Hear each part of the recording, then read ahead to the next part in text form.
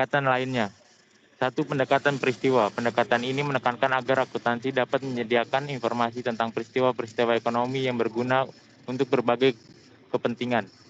Dua, pendekatan perilaku. Pendekatan ini menekankan pada perilaku atau kriteria ilmu perilaku. Sasaran pendekatan ini sama dengan sasaran yang ingin dicapai dalam ilmu perilaku.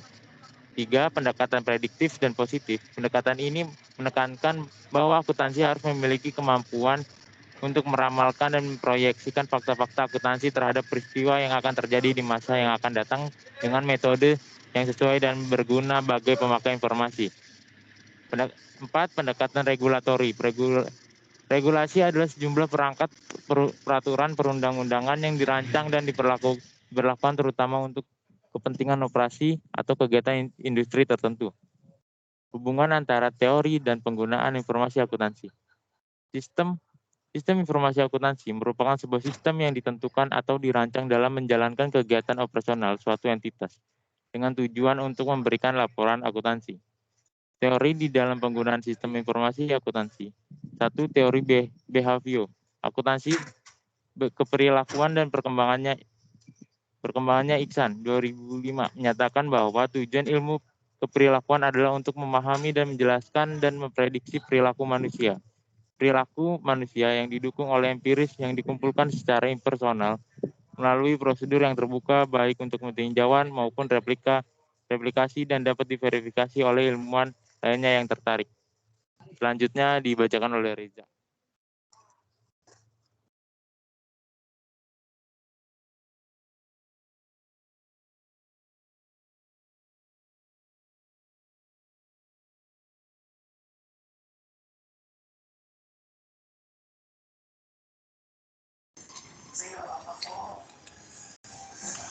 Selanjutnya, akuntansi keperilakuan menyediakan suatu kerangka yang disusun berdasarkan teknik yang bertujuan yang pertama untuk memahami dan sampai pada generalisasi yang ditetapkan mengenai mengukur dampak proses bisnis terhadap orang-orang dan kinerja perusahaan, serta pendapat yang relevan terhadap perencanaan strategis. Dan yang ketiga, untuk mempengaruhi keberhasilan potensi menjawabkan universalistik bahwa desain pengendalian yang optimal dapat diterapkan dalam perusahaan secara keseluruhan. Pendekatan pengendalian yang universalistik adalah perluasan teori manajemen ilmiah yang alami. Secara nyata, Copley menyatakan bahwa pengendalian adalah yang pusat gagasan dari manajemen ilmiah.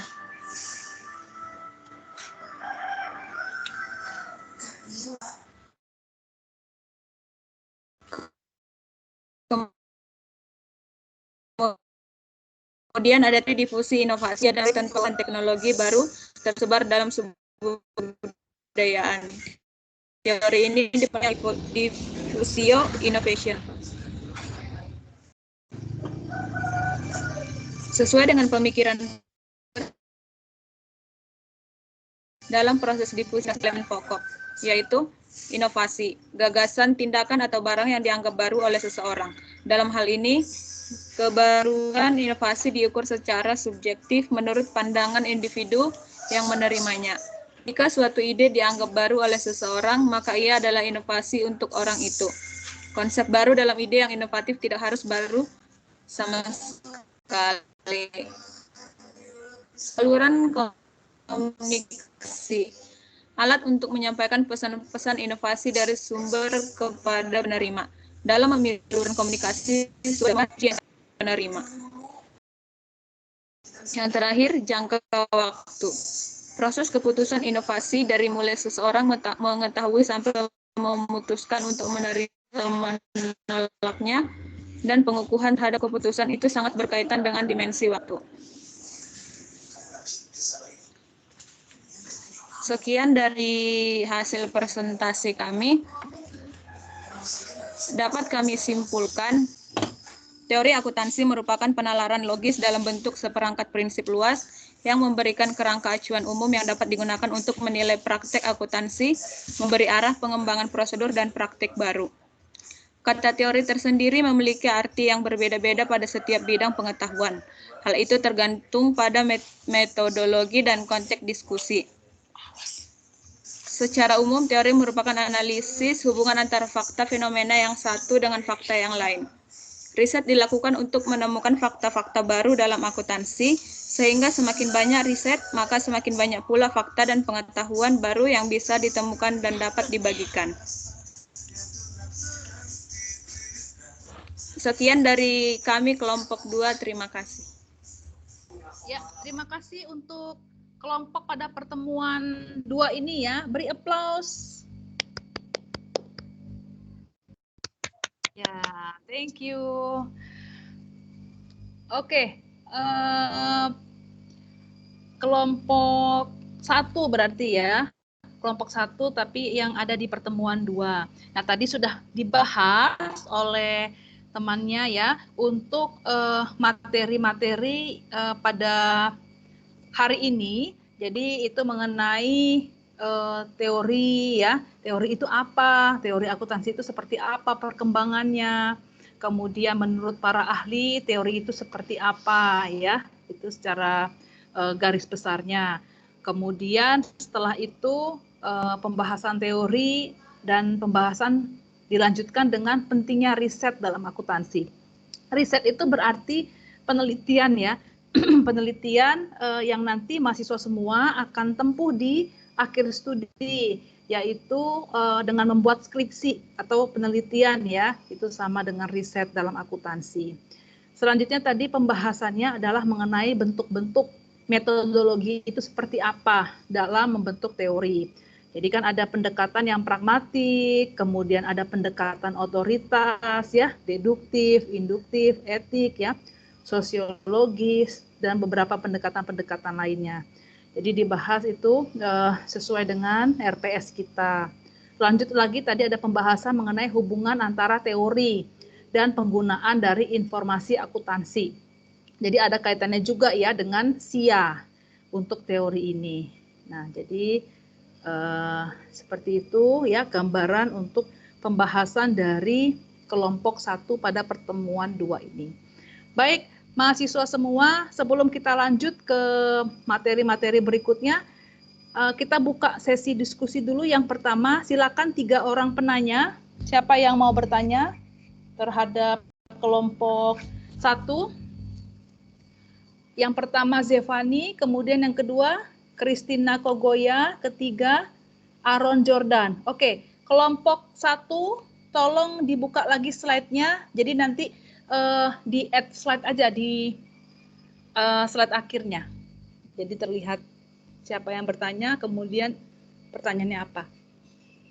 Anggota tim silakan di share screen lagi, tapi di add slide ya, tambahkan slide di akhir ya. Yang pertama tadi pertanyaan Zevani, 2 Christina, ketiga Aaron. Kita buka dulu 3 penanya ya, sesi pertama, nanti sesi kedua berikutnya penanya pertama adalah Patricius. Oke, yang share screen siapa? Reza atau Diki?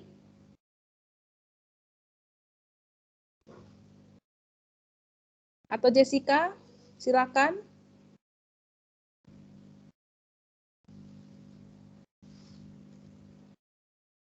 Atau Firmi? Di share screen lagi. Yuk semangat ya, meskipun kita dari pagi ya, mahasiswa semua kuliah dari pagi harus tetap semangat. Kasih yang maksimal, yang terbaik supaya nanti nilainya juga bagus ya. Ya, silakan. Firmina, siapa? Jessica, share screen.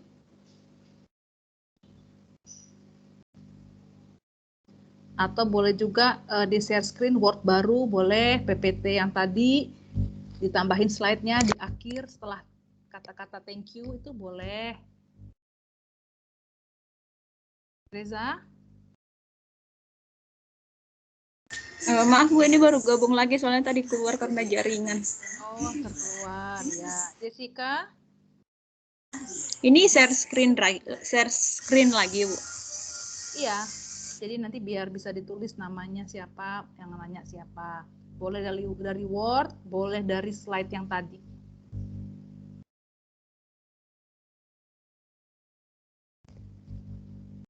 Lidiana, kok kebalik kamu, Lidiana? Nah, iya. Saya ngeliat kamu gini nih. Ya, oke. Setelah thank you to add slide. Ya.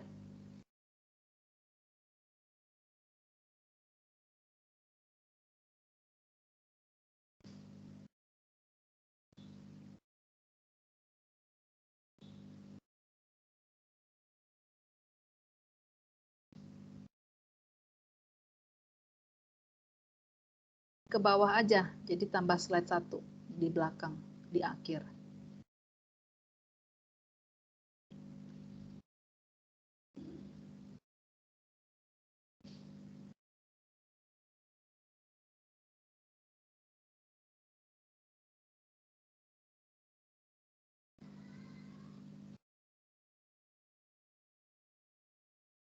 Kalau enggak kopas, baru dihilangin, kata-katanya juga bisa.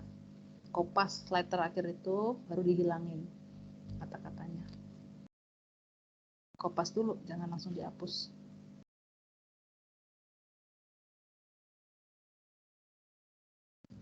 Ctrl C, Ctrl V dulu. Copy paste dulu, Reza. Baru slide yang baru itu yang kamu hapus, jangan slide yang ini.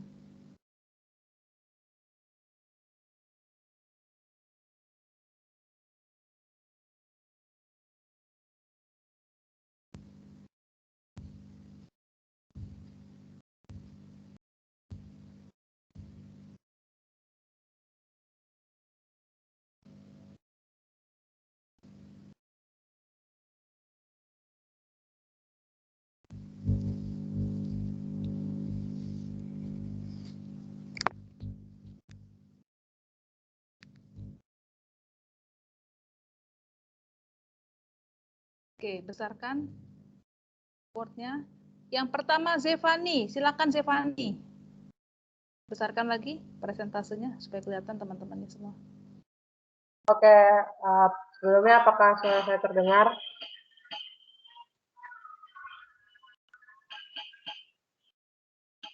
Terdengar. Terdengar ya. Harap. Siap. Sebelumnya saya perwakilan dari kelompok 2 ingin bertanya, di slide 14 sampai 15 tadi itu menjelaskan tentang pendekatan-pendekatannya secara metodologinya yang lain. Nah, tadi kan sempat disinggung Sambil juga dicatat, sama Bu Reza. Sambil dicatat, Reza, di Word-nya. Ya. Tadi kan sempat disinggung juga kan sama Bu Melinda, kalau misalnya riset sama pendekatan-pendekatan ini tuh bakal berkaitan nanti untuk kita mahasiswa tingkat akhir di skripsi, gitu kan. Nah, pertanyaan saya, kira-kira dari pendekatan-pendekatan yang dijelasin tadi, pendekatan yang paling efektif gitu untuk kita pakai, itu pendekatan yang mana ya, gitu loh, yang cocok untuk di masa pandemi seperti ini.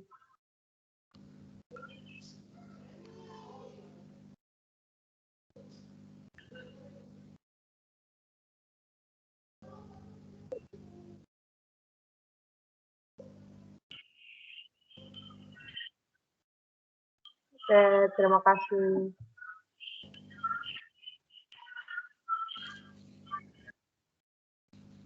Ya. Reza, besarkan lagi Reza. Persentase Word-nya. Biar temannya jelas. Oke, ya.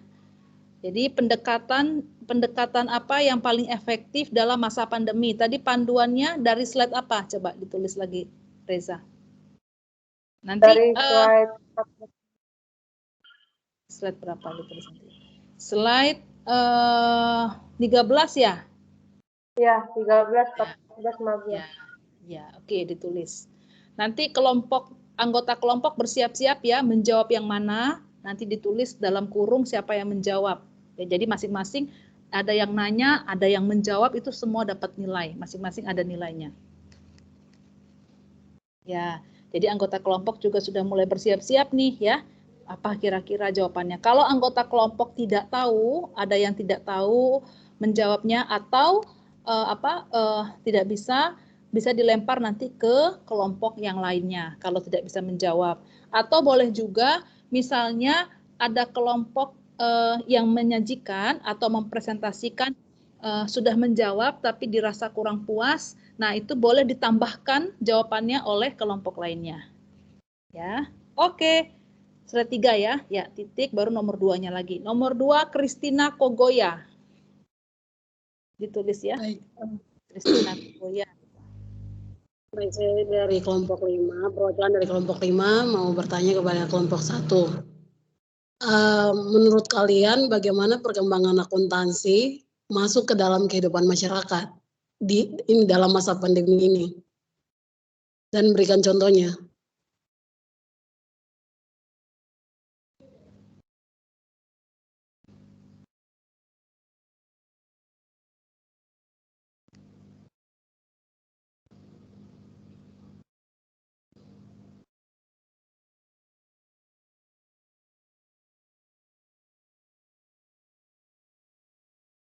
Christina, boleh diulang lagi?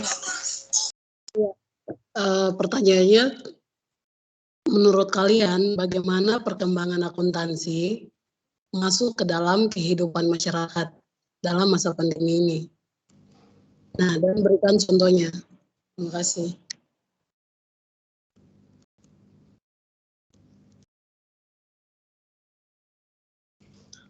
Masuk ke dalam. Masuk ke dalam kehidupan masyarakat.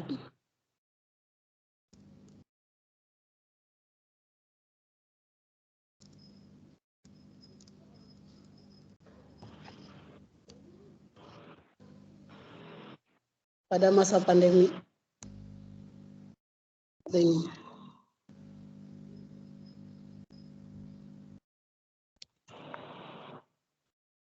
Oke.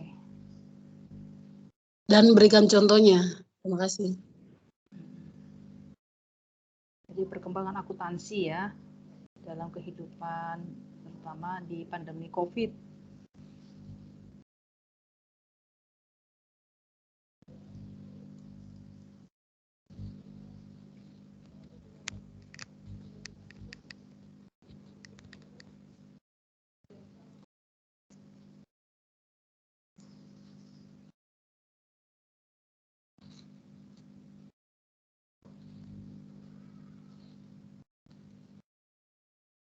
Contohnya, ya yang ketiga tadi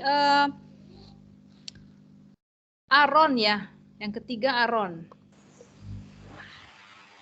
Ya baik, terima kasih atas kesempatan yang telah diberikan. Saya perwakilan dari kelompok 6 ya, 6 kalau tidak salah. Di sini kelompok menjelaskan mengenai teori semacam di slide berapa?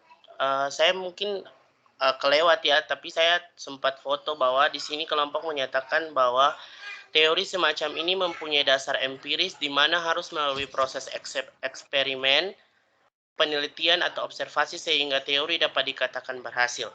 Pertanyaan saya, bagaimana dalam situasi pandemik seperti ini seseorang itu tidak turun langsung atau tidak observasi langsung untuk secara nyata menyatakan bahwa teori ini tidak dapat berhasil. Secara langsung berhasil itu seperti bagaimana? Apakah terdengar suara saya?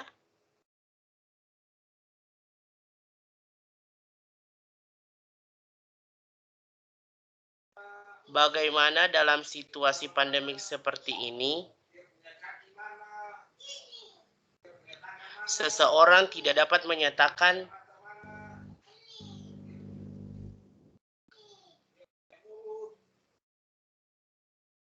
halo?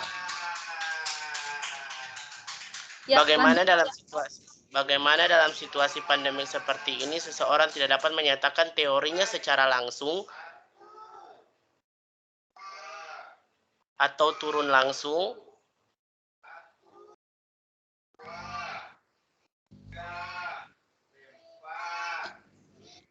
Karena pandemi COVID-19.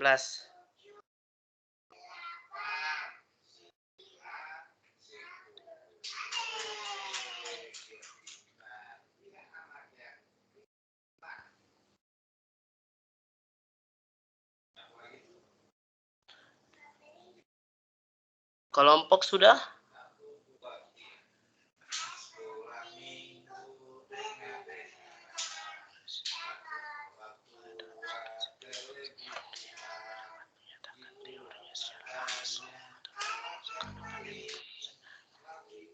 Halo?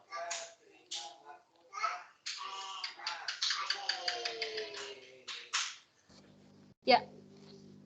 Jadi situasi pandemi seseorang tidak dapat menyatakan teorinya secara langsung atau turun langsung. Ini gimana ini coba? Halo Bu, suara saya Iya. terdengar Bu? Terdengar jelas, Aron, jelas.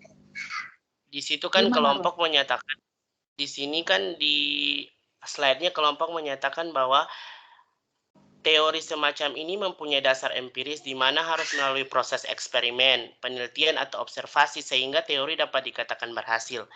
Dalam situasi pandemik seperti ini kan seseorang itu tidak dapat turun langsung kan Bu? Kayak langsung berobservasi secara nyata untuk membuktikan bahwa teorinya berhasil atau tidak.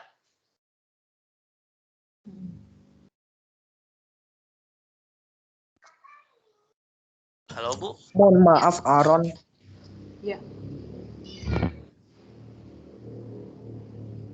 Saya belum selesai bicara.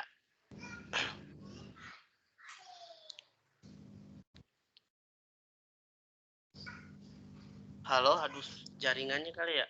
Ya, lanjut Aron. Jelas Aron suaranya? Ini. Teori semacam ini mempunyai dasar empiris di mana harus melalui proses eksperimen, penelitian dan atau observasi sehingga teori dapat dikatakan berhasil.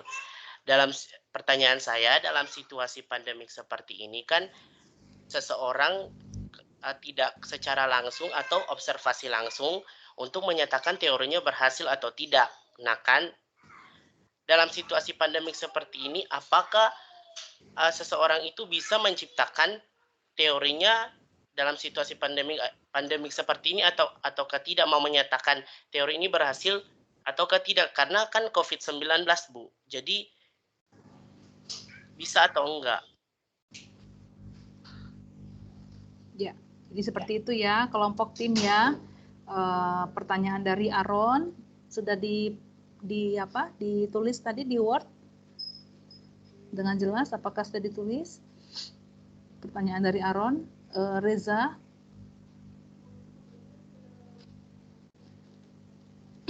Bagaimana di situasi pandemi seperti ini seorang tidak dapat menyatakan teorinya secara langsung atau turun langsung? Ya, oke. Baik, ini sesi pertama ya. Jadi ada pertanyaan dari Zevani, Christina, dan Aron. Kemudian nanti kita bisa buka sesi kedua. Sesi kedua berarti yang bertanya adalah Patricius dan Henny ya. Nanti sambil dicatat aja namanya ya. Kelompok sesi kedua adalah Patricius dan Henny. Tapi kita selesaikan dulu sesi pertama. Reza ditulis supaya tidak terlupa nanti. Sesi kedua Patricius yang pertama, kemudian yang kedua adalah Henny. Tapi pertanyaannya nanti ditulisnya.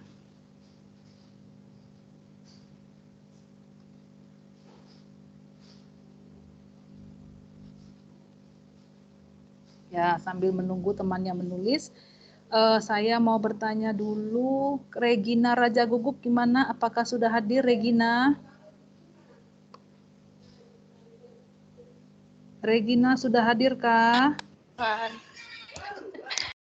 Udah Ibu. Sudah ya.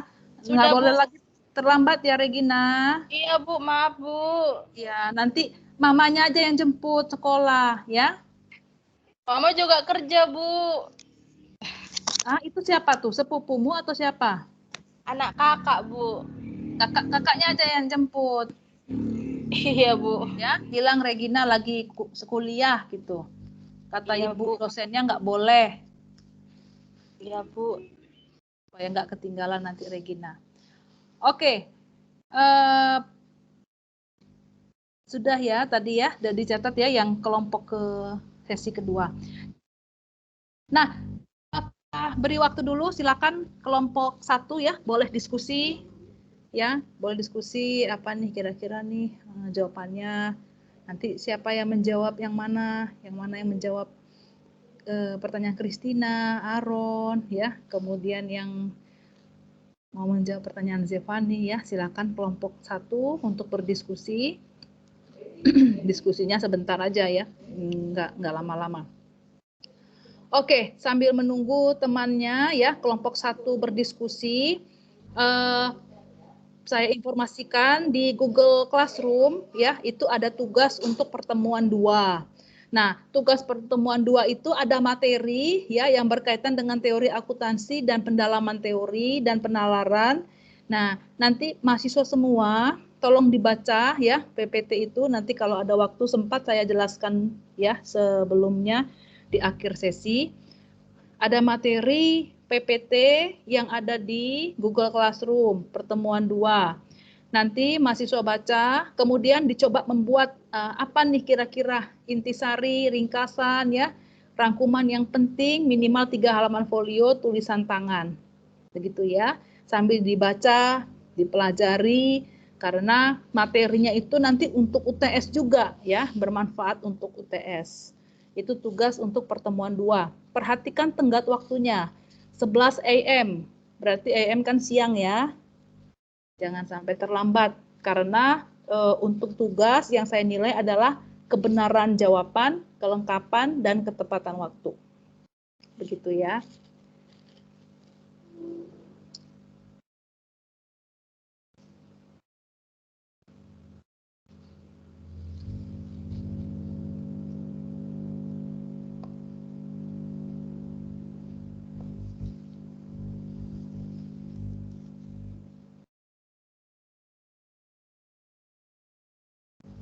Oke, diskusinya sudah cukup ya. Silakan siapa yang mau menjawab, anggota kelompok yang mau menjawab pertanyaan dari Zevani dulu, atau mau menjawab pertanyaan dari Christina dulu, atau pertanyaan dari Aaron. Silakan. Oke, Bu, saya mau coba jawab pertanyaan dari Zevani. Di sini kan pertanyaan Nama? Jessica, Bu. Oh iya, coba Reza tolong tulis Reza. Di sini kan pertanyaannya dari semua pendekatan yang Di sebelah Zevani aja, di sebelah Zevaninya, dalam kurung Jessica. Ya, nah, biar kelihatan. Oke. Ya, silakan Jessi. Di sini kan pertanyaannya dari semua pendekatan yang paling efektif dalam pandemi saat ini. Kalau menurut kelompok saya, pendekatan yang paling efektif dalam pandemi saat ini itu pendekatan sosiologis dan ekonomi. Karena kan di sini kan pendekatan sosiologi dan ekonomi itu kan berbicara tentang dampak sosial dalam kehidupan masyarakat. Nah, yang kita tahu kalau misalnya di pandemi kayak gini kan itu banyak banget orang yang kena dampak dalam bidang sosial dan bidang kehidupan masyarakatnya. Karena yang di sini kan yang kita tahu pendekatan sosiologis itu menekankan pada aspek kesejahteraan masyarakat. Kesejahteraan masyarakat yang saat ini tuh di masa pandemi kayak gini mungkin banyak banget orang yang susah untuk, banyak yang kita tahu juga banyak orang yang di PHK, banyak orang yang kehilangan mata pencarian, yang jualan juga susah gitu kan. Jadi kalau untuk kalau untuk pendekatan yang paling efektif sih untuk saat ini tuh sosiologi dan ekonomi gitu sih, Bu. Gimana Zevani? Baik ya kita. Ya, oke ya, Zevani. Oke, Bu. Ya, jadi benar ya Jessica ya, jawabannya bagus ya dan lengkap. Jadi pendekatan-pendekatan yang perlu kita fokuskan ya, terutama di masa COVID-19 ini. Jadi antara lain adalah pendekatan sosiologis. Kenapa? Karena pendekatan ini juga lebih mengutamakan untuk aspek kesejahteraan. Kemudian pendekatan ekonomi ya. Jadi pendekatan ekonomi ini intinya adalah bagaimana kita bisa pemerintah ya bisa melakukan indikasi terhadap ekonomi makro. Khususnya selama masa pandemi tentu banyak perusahaan-perusahaan yang sudah ada yang mulai kolaps ya. Kemudian terjadi inflasi. Nah, itu yang harus dipertimbangkan supaya bisa tetap meningkat ya, atau paling tidak mempertahankan untuk kesejahteraan ekonomi secara umum ya di lingkungan publik. Begitu ya. Terima kasih ya Jessica. Iya Ibu. Oke. Nah, sekarang kita coba lagi untuk pertanyaan berikutnya. Sekretaris Reza Sevilla mau menjawab yang mana? Reza. Saya mau coba jawab punya pertanyaan Aron ya Bu. Ya, silakan Reza. Salah nggak apa-apa kan Bu? Iya, nggak apa-apa. Pertanyaannya bagaimana di situasi pandemi seperti ini seorang tidak dapat menyatakan teorinya secara langsung atau turun langsung karena pandemi COVID. Kalau menurut saya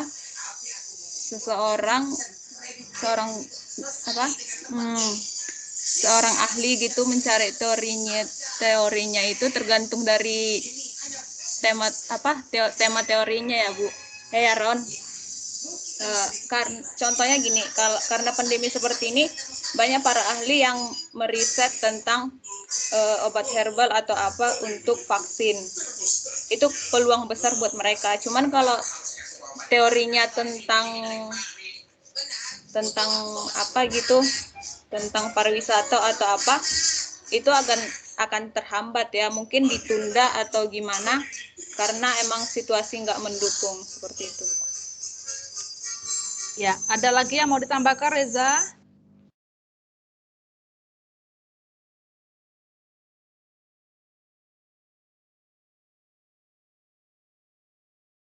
Ada lagi yang mau ditambahkan Reza?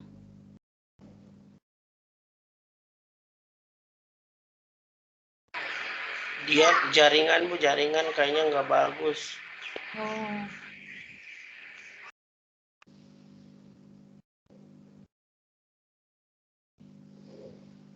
Udah mulai bergerak itu Reza, tadi nge-lag. Ya, oke Reza ya. Udah Bu, itu aja. Ada mau ditambahkan Reza?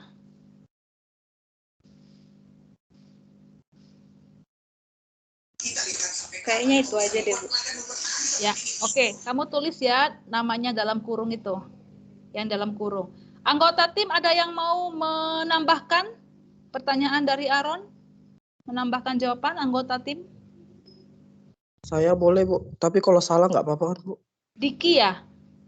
Jeremia Bu. Oh, Jeremia anggota kelompok? Oh, ini untuk anggota tim ya Bu? Maaf Bu. Anggota kelompok dulu, kalau mereka nggak bisa baru ke kelompok lain. Baik Bu. Ya. Anggota tim ada yang mau menambahkan lagi? Kalau nggak ada supaya Jeremia yang menjawab. Saya Bu Firmina. Ya, silakan Firmina. Itu mau menambahkan dari pertanyaan Aaron Jordan. Ya. Kalau menurut saya, kan pertanyaannya bagaimana di situasi pandemi seperti ini, seseorang tidak dapat menyatakan teorinya secara langsung atau turun langsung karena pandemi COVID-19. Kalau menurut saya sih, jangan terpengaruh terhadap pandemi, karena di dalam situasi pandemi saat ini, seseorang bisa saja secara langsung tanpa turun lapangan untuk melakukan observasi tersebut. Dan juga bisa melakukan ide-ide yang dapat membangkitkan hal-hal baru tanpa turun lapangan. Itu aja, Bu. Ya, oke, Firmina, terima kasih. Ya, silakan Jeremia. Jeremia, Baik, Bu. silakan. Baik, terima kasih atas kesempatannya. Menurut saya, seperti yang dikatakan Firmina tadi, itu menurut saya benar. Jangan terpengaruh pada pandemi.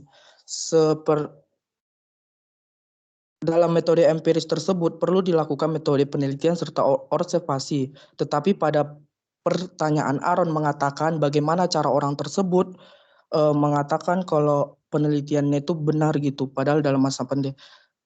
Kalau menurut saya seperti yang kita ketahui pada pandemi ini kita jangan terlalu kayak apa gitu, kayak misalnya diam di rumah disuruh pemerintah, kita diam di rumah aja.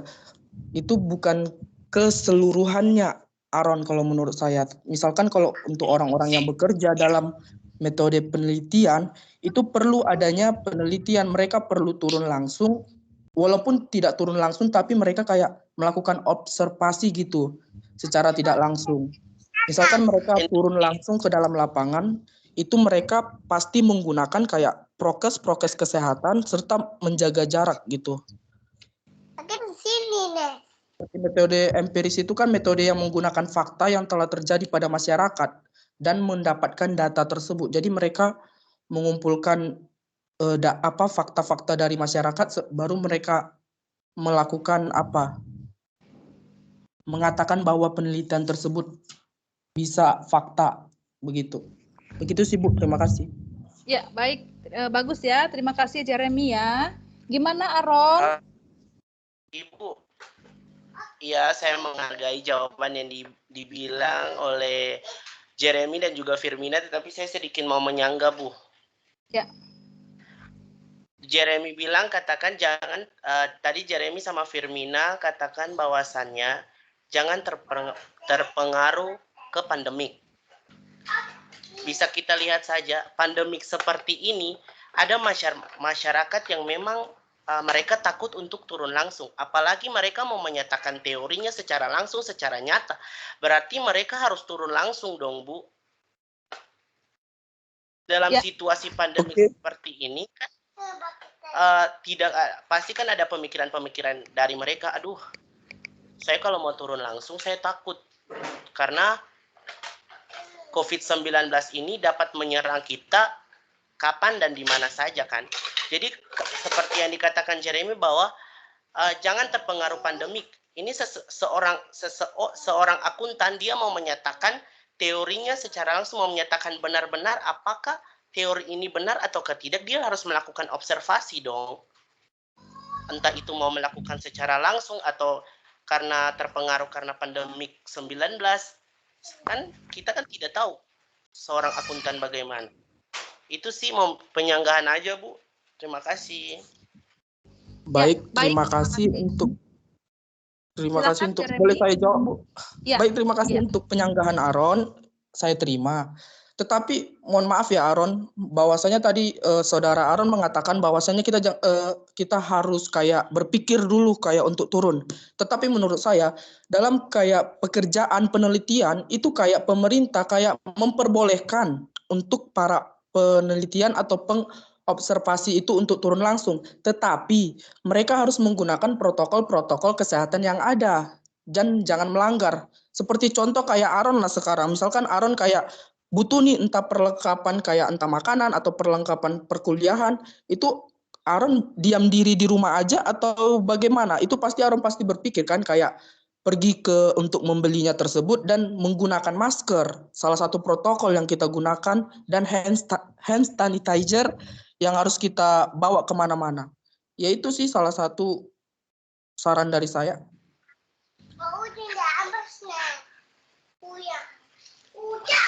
Halo Bu. Ya. Saya tidak setuju. Aaron ada adiknya ya? Ya Bu. Ya, ada adiknya ya? Iya Bu, maaf Bu. Ya, nggak apa-apa. Oke, gimana Aaron? Ya memang Jer, sekarang dalam situasi pandemik seperti ini, pemerintah sudah menyarankan bahwasannya kita harus mengikuti protokol kesehatan. Tetapi untuk apa yang dikatakan Anda bahwa jangan terpengaruh pandemik seperti itu, ini dunia sudah luas loh Jer. Udah ada internet, udah ada pemikiran-pemikiran baru yang berasal dari dunia luas. Jadi kalau memang secara langsung Anda bilang, Anda katakan bahwa harus mengikuti protokol kesehatan.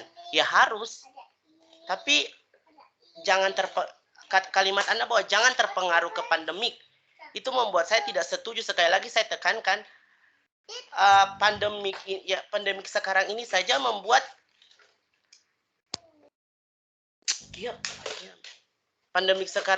membuat masyarakat takut. Kita selaku masyarakat biasa saja takut, apalagi seorang yang memang benar-benar ingin mewujud nyatakan teorinya secara langsung, Jer. Mungkin itu pemikiran saya ya, saya tidak mau menyebarluaskan lagi. Terima kasih. Ya, baik. Nah, baik, terima kasih Aaron. Kalau menurut tadi memang benar yang saya katakan bahwa jangan terpengaruh. Tapi dalam tanda kutip jangan terpengaruh pada pandemi tersebut, bukan pada masyarakatnya Aaron, tapi kepada kayak mereka yang penelitian itu Aaron. Mereka kan kayak wajib melakukan tugas mereka sebagai seorang peneliti untuk mengungkapkan fakta-fakta yang ada gitu. Jadi kayak mereka tidak diam aja, kayak yang kita ketahui bahwasanya dokter sekarang ini mereka turun langsung gitu, kayak untuk melakukan vaksinasi, untuk mendapat vaksinasi yang benar-benar aman untuk tubuh manusia tersebut Aaron. Jadi kayak mereka itu kayak memang wajib gitu, wajib kayak turun langsung gitu Aaron. Itu sih menurut saya. Maksud saya dari kata jangan terpengaruh itu bukan pada masyarakatnya, tapi kepada kayak penelitiannya. Mereka kayak seorang peneliti tersebut, Aaron. Begitu. Terima kasih. Ya, oke. Baik, terima kasih ya untuk pendapat-pendapat yang sudah masuk ya dari Aaron, kemudian dari Jeremia ya. Bagus dan aktif ya dalam membahas untuk teori-teori terutama di masa pandemi COVID-19 ini.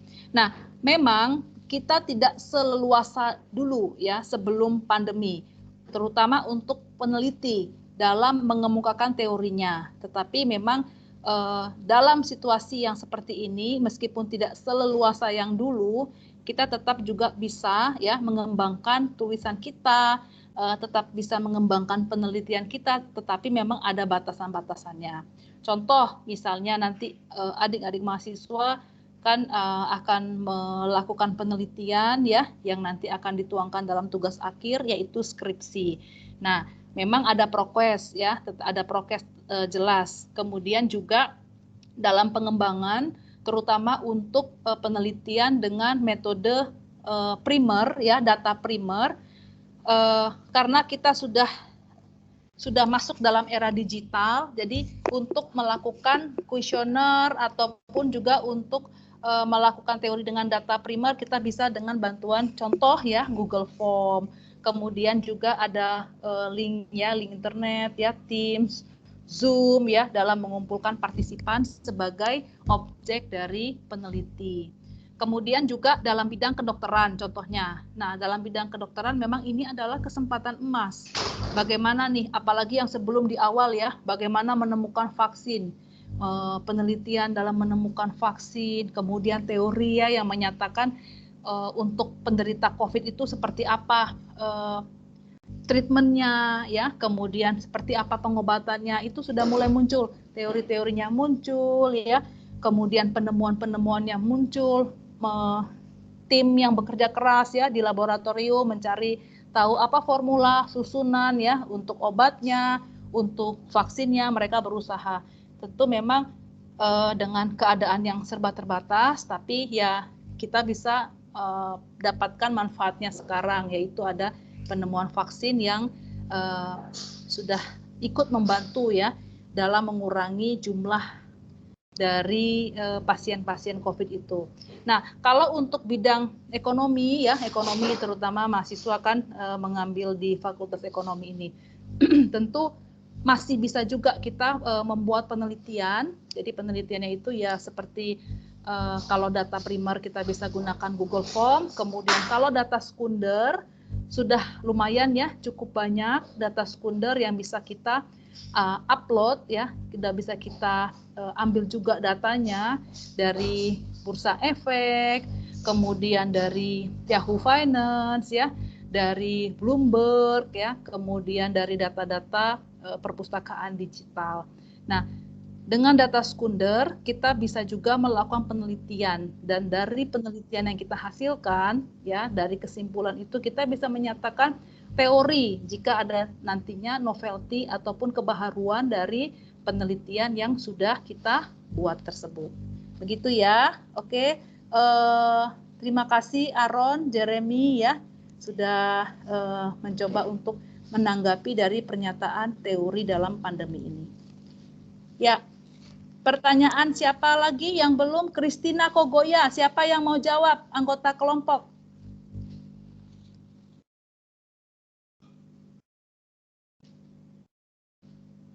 Saya, Bu.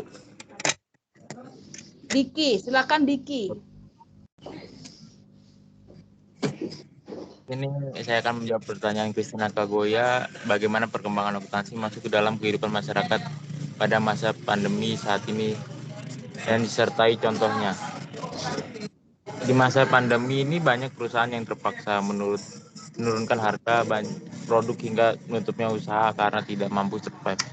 Sehingga hal ini menjadi catatan bagi para akuntan. Ini perlu note untuk para akuntan dan going concern, di mana banyak pelaku usaha yang menutup usahanya atau menjual produk dengan harga yang murah, maka perlu peran kita memberikan bagaimana going concern-nya. Jadi di sini kan menurut karena perkembangannya masyarakat yang semakin maju membuat akuntansi pun ikut juga semakin berkembang kan.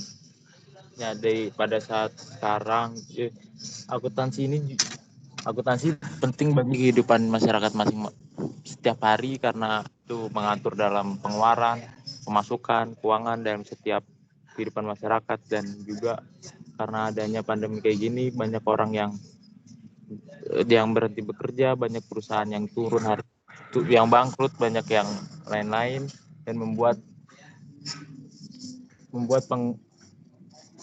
setiap orang harus mengatur keuangannya masing-masing secara sangat signifikan, yang menekan keuangan mereka, mengeluarkan uang seminimalis mungkin. Dan sebentar.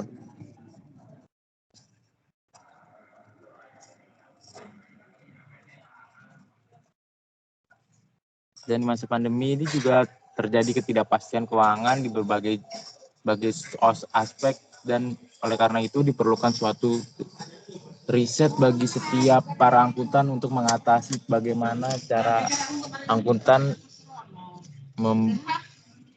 mengatasi situasi pada saat ini, gitu Bu.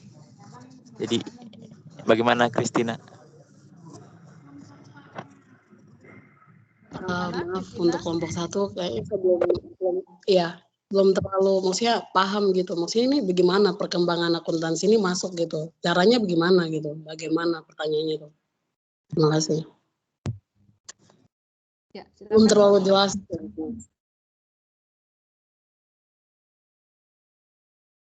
Silakan Diki ditambahkan.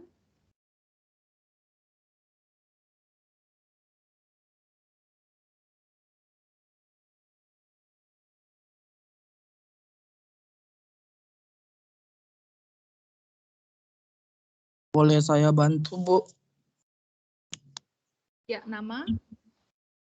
Jeremy Sregar, Bu. Oh, Jeremy, ya. Diki gimana, mau nambahkan Diki sebelumnya?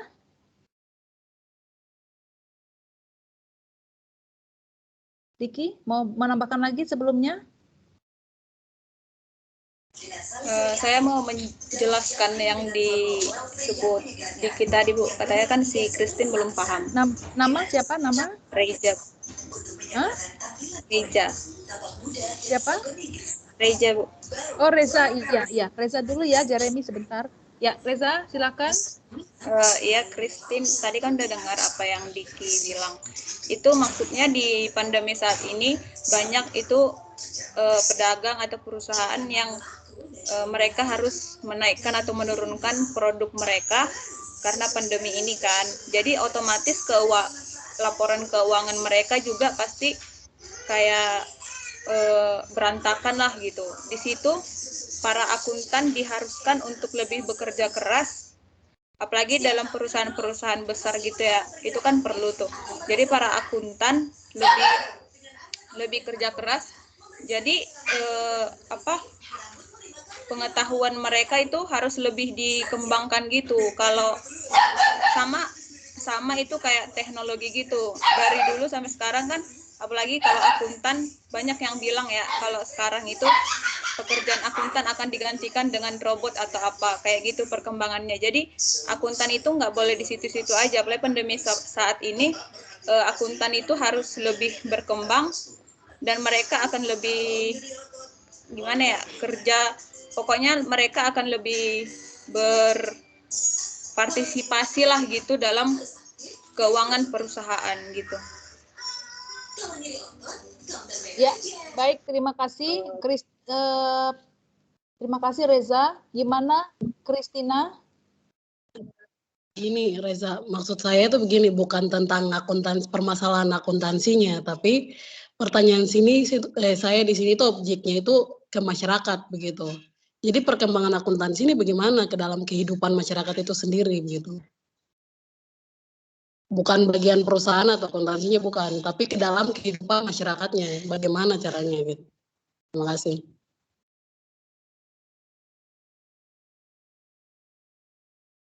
Ya. Ibu, saya boleh bantu jawab nggak, Bu? Siapa? Hendrik, Bu. Oh iya, sebentar Hendrik ya. Reza, ada mau ditambahkan Reza? Sudah cukup, Bu. Sudah cukup ya. Oke, dijawab dulu oleh Jeremy, baru kemudian Hendrik ya. Silakan Jeremy. Baik, Bu, terima kasih kesempatannya.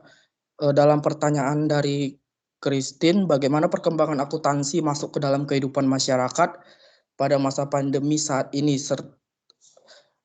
Dan menurut saya dari pertanyaan ini objeknya masyarakat. Kalau menurut saya akuntansi ini kan sudah sangat penting untuk dipelajari bagi masyarakat Indonesia maupun luar. Dari segi pencatatan keuangan dalam kayak hal orang yang berjualan di mana saja gitu.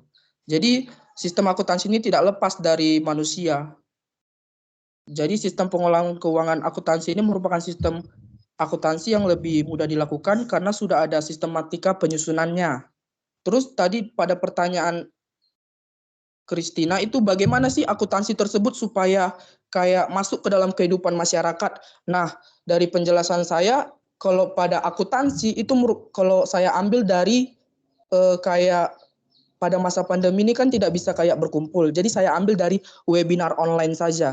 Kenapa? Karena pada webinar kali ini pada orang akuntan tersebut mereka membuat kayak webinar ini supaya agar masyarakat tahu mengenai sistem akuntansi ini bagaimana, akuntansi penghitungannya bagaimana, dan lain sebagainya.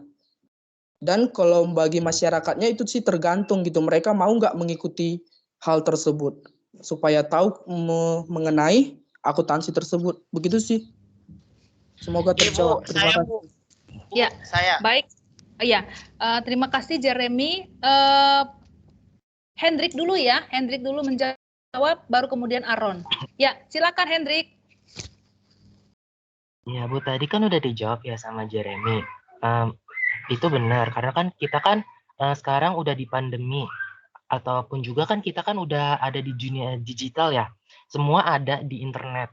Bahkan di internet pun kita sekarang udah bisa tuh nemuin yang namanya webinar-webinar. Mungkin memang ada yang bayar, tapi kan webinar itu juga ada yang gratis. Kayak kemarin kita dapat dari UKI, kayak misalkan kemarin yang ada bisnis berbasis digital platform dan co-funding. Itu kan kita bisa akses secara gratis kan untuk mahasiswa. Dan itu juga kadang webinar itu tuh bisa diakses sama masyarakat luas. Jadi masyarakat luas tuh yang tadinya mereka nggak paham tentang apa sih itu akuntansi, apa sih itu perpajakan, apa sih pokoknya semua yang ada di dalam dunia akuntansi itu bisa dibagikan dan didapatkan oleh masyarakat secara gratis di webinar-webinar yang sudah diadakan baik itu oleh pemerintah atau instansi ataupun kampus-kampus lain gitu loh Bu. Itu sih Bu, cuman pengen ngelengkapin aja tadi udah dijawab sama Jeremy. Ya, Thank you Hendrik. Lanjut Aron. Iya Bu, saya tidak setuju dengan apa yang dikatakan Kak Hendrik ya sama Jeremy, bahwasannya mereka itu setuju dengan melakukan webinar online atau webinar digital. Bisa kita lihat saja bahwasannya tidak semua orang loh memakai yang tahu menahu tentang digital. Apalagi yang dikatakan Kak Hendrik bahwasannya masyarakat luas itu sudah mengetahui bahwa digital itu penting, jadi harus diadakan webinar online. Lalu bagaimana dengan orang tua yang sudah berumur, yang sudah berjualan di pasar, tetapi mereka tidak mengerti situasi digital itu seperti apa? Apakah itu bisa melakukan webinar digital juga? Ya, seperti rasanya yang dikatakan dari pertanyaan Christina, bagaimana perkembangan akuntansi masuk ke dalam kehidupan masyarakat pada masa pandemik itu menurut saya sudah terjawab oleh Reza. Bisa kita lihat saja dalam situasi pandemik seperti ini. Tadi Reza katakan bahwa bisa kita lihat saya seorang akuntan itu harus bekerja keras. Dengan situasi pandemik ini mereka harus menaikkan barang-barang yang lebih mahal agar bisa mencukupi kehidupan mereka masing-masing. Ya. Tapi apa yang dikatakan Kak Hendrik sama Jeremy itu harus mengadakan konsep digital. Lalu bagaimana dengan orang-orang yang orang tua yang sudah berumur, mereka tidak mengerti arti digital itu seperti apa. Jadi mereka belum paham, mereka belum bisa istilahnya gaptek. Kita saja anak-anak SD saja belum tahu digital. Maksudnya anak-anak SD yang lain, mereka belum tahu menggunakan laptop. Apalagi langsung terjun ke dunia yang tadi webinar online untuk mengetahui secara langsung perkembangan akuntansi dalam situasi pandemik. Itu Bu. Terima kasih. Ya. Aku mau Baik, jawab, terima Bu. kasih. Ya, Hendrik ya. Iya. Ya, silakan Hendrik. Ini kan kita kan mungkin dari orang-orangnya loh. Kalau misalkan dari orang tua itu nggak ada kemauannya, kayak misalkan cari saudara kayak atau cari anaknya kayak yang memang dia tuh ngerti gitu loh tentang digital. Karena kalau misalkan di situasi pandemi gini kita nggak bisa memaksakan untuk diadain offline karena kan mungkin kita nggak tahu orang yang di sekitar kita tuh terpapar COVID atau enggak. Jadi kan semua kita itu udah harus sudah ditegaskan secara online gitu loh. Kalau memang orang tuanya itu dia nggak paham atau apa, ya udah nggak usah ngikut gitu loh. Tapi kalau memang dia kekeh mau ikut, ya mungkin dia bisa cari kenalan lain atau orang yang memang bisa mengaksesnya gitu loh, Bu. Jadi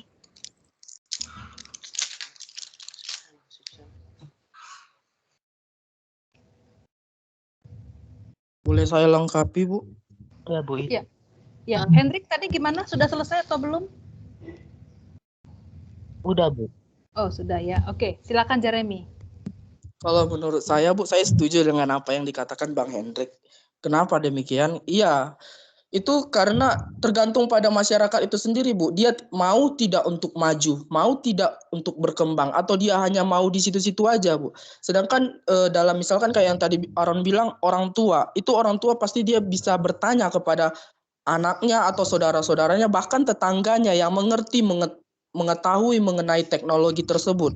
Terus yang dijawab sama Reza tadi bukan saya singgung salah atau bagaimana, tapi yang dijawab Reza tadi memang benar. Cuman dari penjawaban Reza tersebut belum tersalurkan pada masyarakatnya itu bagaimana, itu yang ditanyakan oleh Christine itu sih. Kalau misalkan pihak akuntansi hanya untuk menegaskan perhitungan keuangan, itu bagaimana sih kepada masyarakatnya? Apa masyarakatnya mengikuti apa yang dilakukan pada accounting di atasnya gitu? Kan tidak. Maka dari itu diajari dari teknologi sekarang, dari media YouTube atau webinar-webinar lainnya supaya dia mengerti cara perhitungannya bagaimana, cara konsepnya ini bagaimana, dan lain-lain. Begitu sih, Bu. Terima kasih. Ya, baik Jeremy dan Hendrik ya. Kita kembali ke Christina Kogoya. Gimana, Chris? Gini, Bu, yang saya sih setuju sama si Jere sama siapa tadi?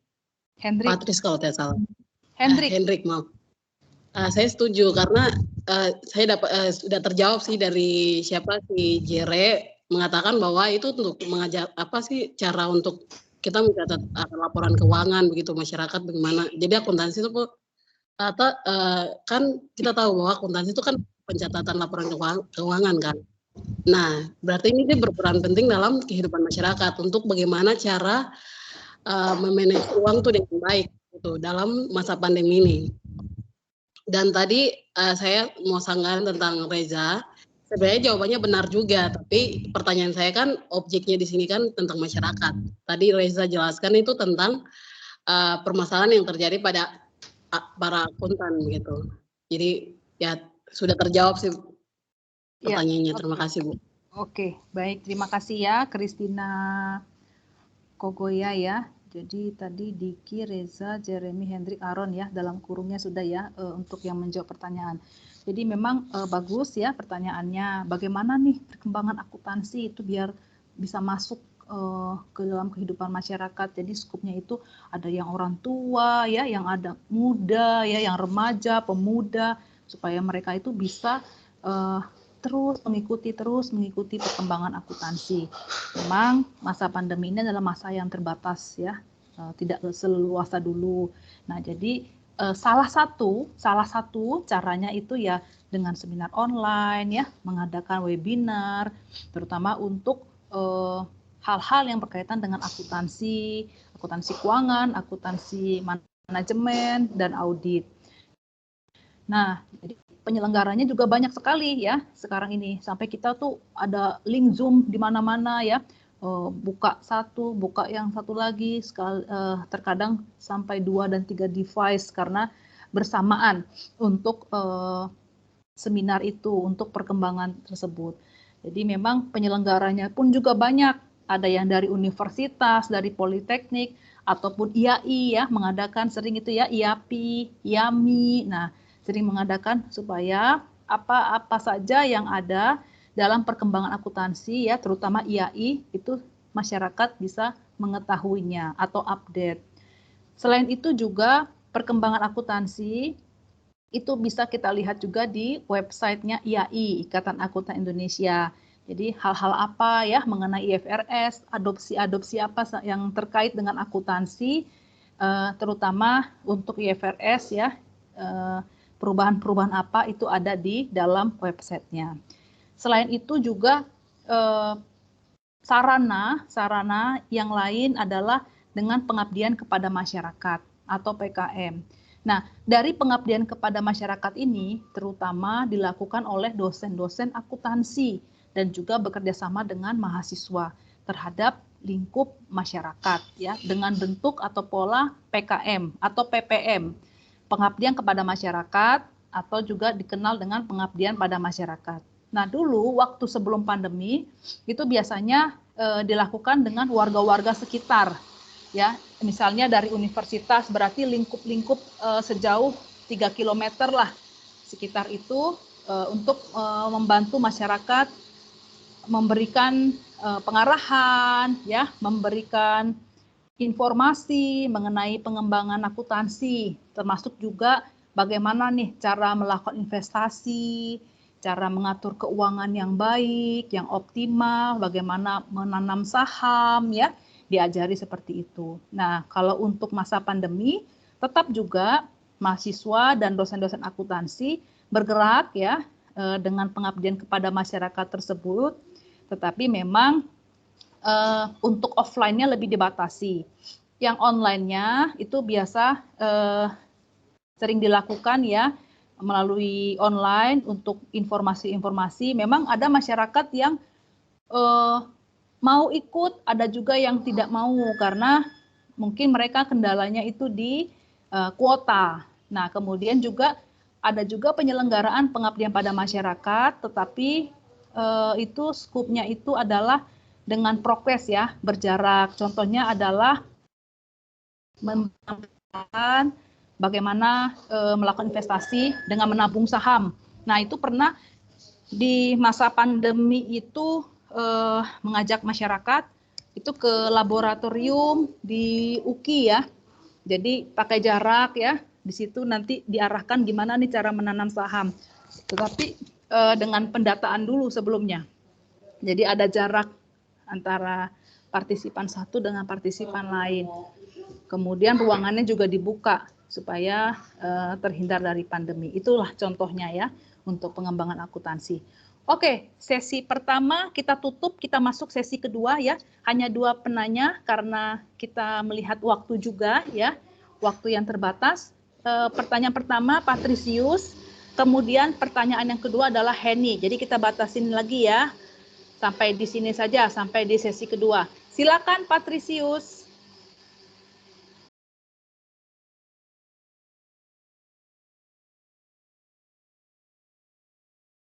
Baik, Bu. Selamat pagi menjelang siang semuanya. Kenalkan saya Patricius dari kelompok terakhir. Saya ingin menanya di slide ke-10 itu tentang pentingnya riset dalam akuntansi.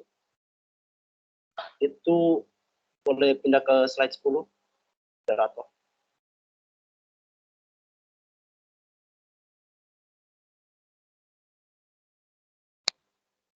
Oke, jadi di situ menyatakan bahwa peran teori dalam akuntansi sangat berbeda dengan peran teori yang digunakan dalam ilmu pasti. Maksudnya letak perbedaannya itu apa sih dari yang sangat berbeda ya, dari kata di situ saya garis bawah itu yang sangat berbeda. Itu letak bedanya di mana sih? Karena yang kita tahu akuntansi itu salah satu ilmu pasti juga. Karena dia juga salah satu ilmu yang sistematik seperti matematika dan lainnya. Itu aja sih. Terima kasih.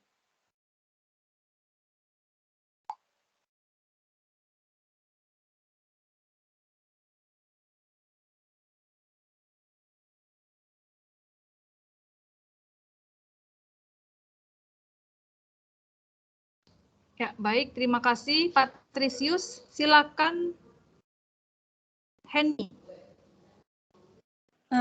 Baik, terima kasih. Kita lihat di slide ketiga, yang dimana kan di situ ada akuntansi berkembang sejalan dengan perkembangan masyarakat. Nah, yang saya mau tanyakan itu, yang apa sih yang dimaksud dengan record keeping dan juga entry bookkeeping? Dan antara dua metode itu sangat efisien tidak dipakai untuk masa pandemi seperti sekarang ini. Terima kasih.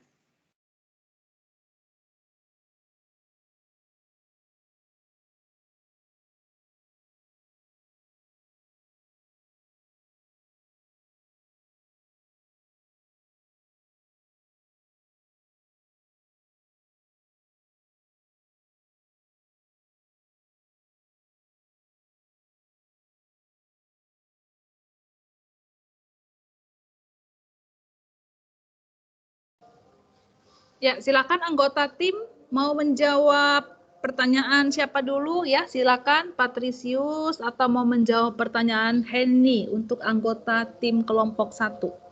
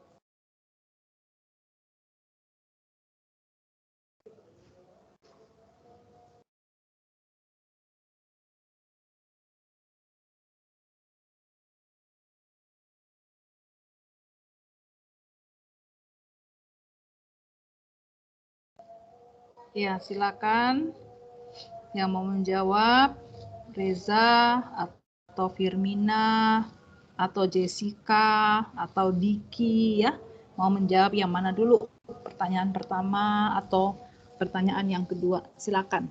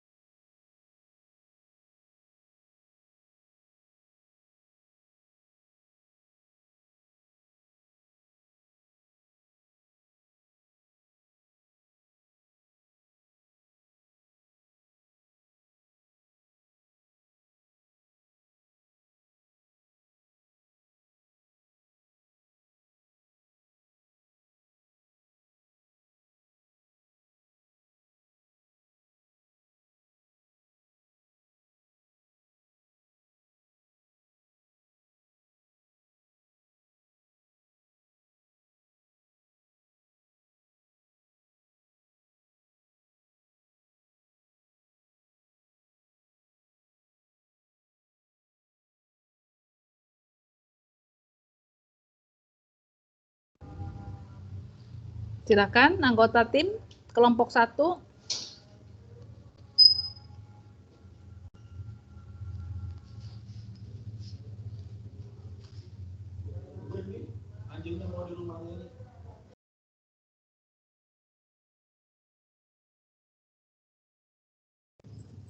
Belum ada yang bisa, anggota tim? Ya, silakan kelompok lain. Ada yang mau menjawab? Pertanyaan dari Patricius dan Henny.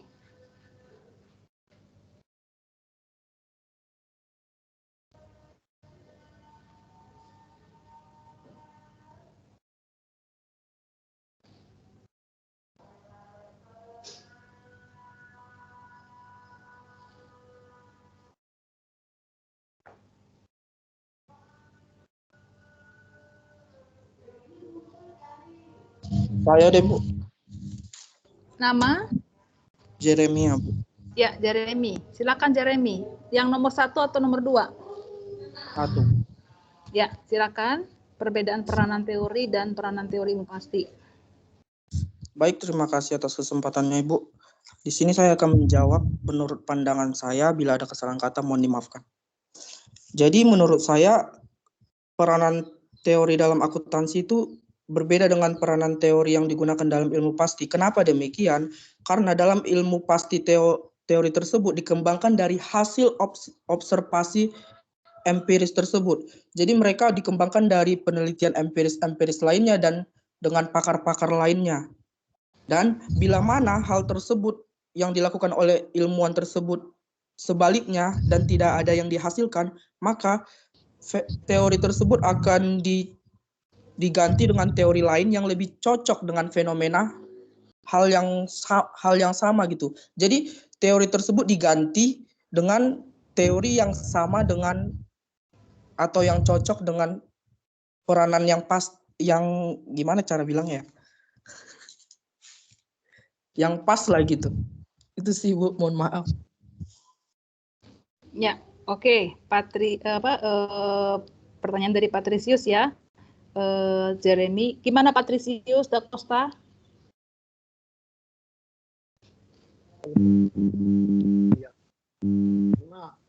Kecil suaranya Patricius?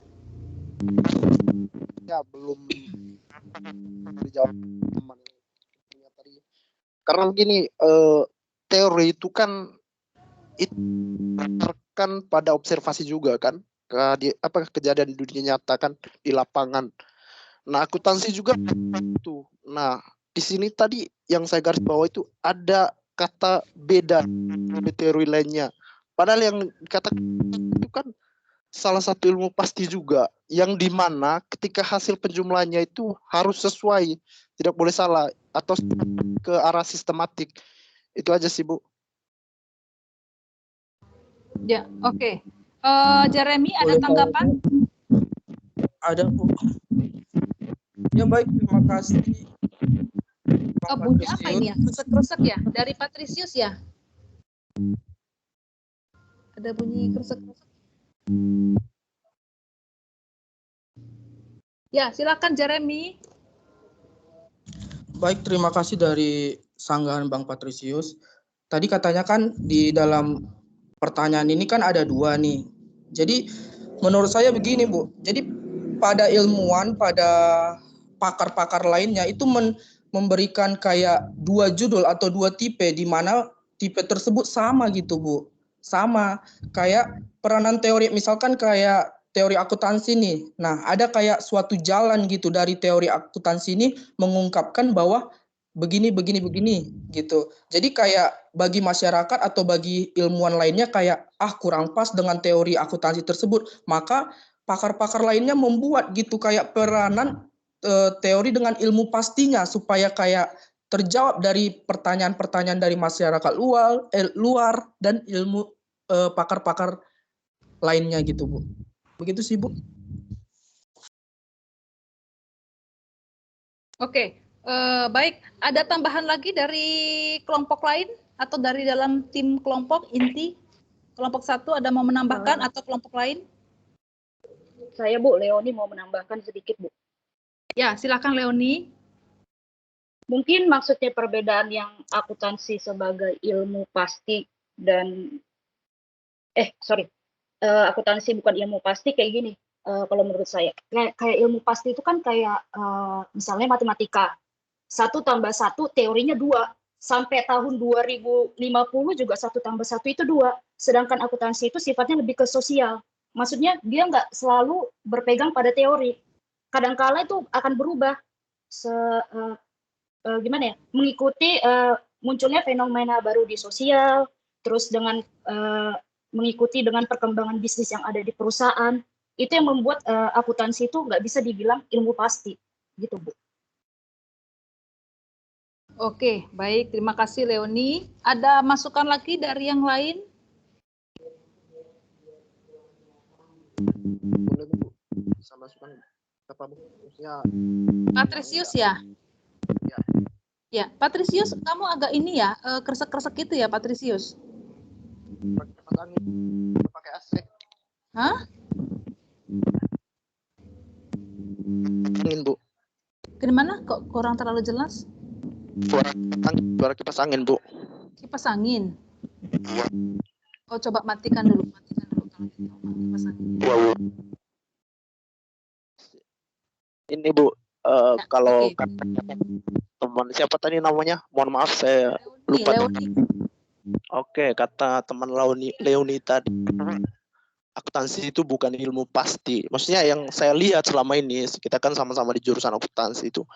Akuntansi itu sistemnya itu perhitungan segala macam. Yang saya lihat akuntansi itu bagian dari ilmu pasti, karena kalau dia bukan ilmu pasti berdasarkan asumsi-asumsi semua, itu nggak dapat hasilnya, cuma dapat kesimpulannya. Dari perhitungan akuntansi aja kita tahu salah perhitungan aja sudah salah jawabannya. Itu kan bagian dari itu. Terima kasih. Ya, baik. Ada tanggapan lagi? Ada tanggapan lagi? Anggota kelompok gimana? Kelompok 1? Boleh saya tambahkan, Ibu? Nama? Laura, Ibu. Ya, silakan Laura. Mungkin seperti ini, Bang. Mungkin bisa saya tambahkan dari yang omongan Kak Leoni tadi. Kalau Kak Leoni kan lebih, mungkin langsung aja ke akuntansi. Dari yang saya tahu, akuntansi itu mengenai pencatatan, Bang. Jadi mengenai akun-akunnya. Nah, kalau misalnya akuntansi itu kadang-kadang kan di perusahaan satu dengan lainnya beda nih pencatatannya. Lebih ke seperti itu sih, Bang, kalau dari yang saya dapatkan. Gitu, Bang. Kurang lebihnya, mohon maaf, mungkin ada teman lain yang ingin menambahkan. Terima kasih. Oke, ya kembali ke Patrisius. Bagaimana Patrisius untuk jawaban teman-teman semua yang tadi sudah disampaikan? Kalau belum puas, jujur saya juga masih bingung. Kalau yang diberi jawaban dari tadi yang dia bilang pencatatan dari setiap perusahaan itu berbeda. Iya, memang semuanya berbeda karena begini. Contohnya saya ambil contoh soal aja, dalam contoh soal misalnya contoh aja pasti soalnya berbeda. Terus masalah-masalah yang dialami perusahaan pun pasti berbeda-beda. Maksudnya fenomena yang dialami perusahaan-perusahaan pun pasti berbeda. Itu sih, maksudnya saya juga masih bingung Ibu. Maksudnya dari pernyataan dari slide nomor 10 ini tadi gitu, letak perbedaannya ke arah mana gitu. Itu aja sih Bu. Ya. Oke, baik ya Patrisius ya dan semua mahasiswa yang ada di tim sini ya. Jadi kita kembali lagi nih ke definisi atau maksud dari teori itu apa sih sebenarnya ya. Tadi kan ada yang ngomong peranan teori akuntansi bagaimana, kemudian juga mengenai teori untuk ilmu pasti seperti apa. Kita kembali dulu sekarang ya ke arti ya secara harfiah pengertian teori itu apa. Jadi teori itu adalah sesuatu yang abstrak ya. Jadi teori itu adalah sesuatu yang abstrak. Kemudian sesuatu juga yang ideal. Jadi ideal itu untuk ukuran sebagai peraturan, sebagai standar ya, kemudian sebagai norma. Kemudian di dalam teori itu harus ada apa? Penjelasan yang ilmiah. Kemudian teori itu apa? Teori itu harus ada penjelasan secara logis. Berarti kalau logis, berarti kan ada penalaran ya. Kemudian juga ada logika. Nah sekarang apa nih sebenarnya nih teori akuntansi itu apa sebenarnya? Nah di dalam penjelasan dulu ya sebelumnya di pertemuan awal itu ada definisi dari suatu teori akuntansi. Tapi dilihat juga dari sudut pandang apa? Apakah dilihat dari sudut pandang sains, apakah dari sisi teknologi. Nah, dari dua sudut pandang ini tentu teori akuntansi itu juga bersifatnya beda. Kalau sains berarti kan sifatnya apa? Sifatnya apa, Leoni? Kalau teori akuntansi dari sisi sains berarti bersifat apa?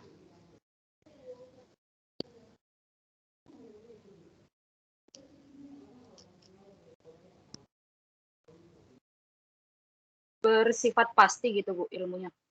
Positif. Oh, bersifat ya bersifat positif. Kemudian kalau dari sisi teknologi, teori akuntansi itu sifatnya apa? Patricius. Kalau dari sisi teknologi nih, kan ada sudut pandang nih beda-beda. Kalau teori akuntansi dari sisi teknologi itu sifatnya apa, Patricius?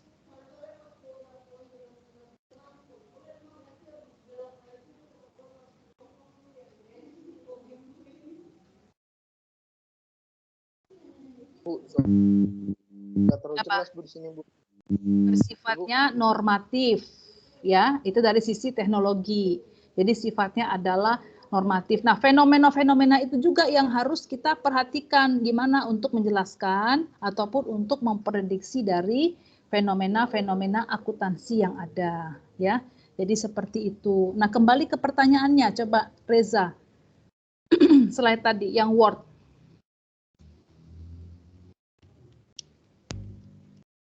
Ya, jadi ada perbedaan peranan teori. Nah, tentu masing-masing itu ada perbedaan ya, peranan dari teori akuntansi. Berarti teori-teori apa saja nih yang ada dalam ilmu akuntansi?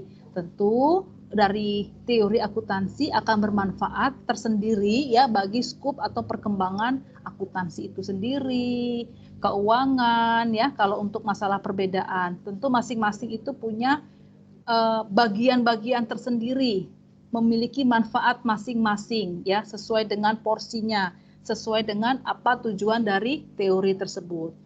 Salah satu contoh dari teori akuntansi ya, contohnya adalah agency teori atau teori keagenan. Berarti ada ada penjelasan mengenai apa yang difokuskan oleh pihak prinsipal ya, pihak agent, kemudian pihak pemilik ya dari perusahaan dan pihak manajernya. Ada juga teori akuntansi contoh ya, signaling teori atau teori pensinyalan. Nah, jadi di sini ada teori yang mengemukakan bahwa untuk kelangsungan hidup perusahaan going concern itu kita juga harus melihat dari sisi signalingnya, pensinyalan apa yang diberikan oleh perusahaan. Ada juga teori akuntansi mengenai portofolio investasi. Nah, itu oleh Markowitz tahun 1952. Nah, itu juga tentu masing-masing itu punya peranan dan porsinya yang berbeda-beda. Begitu ya, Patricius, jelas ya?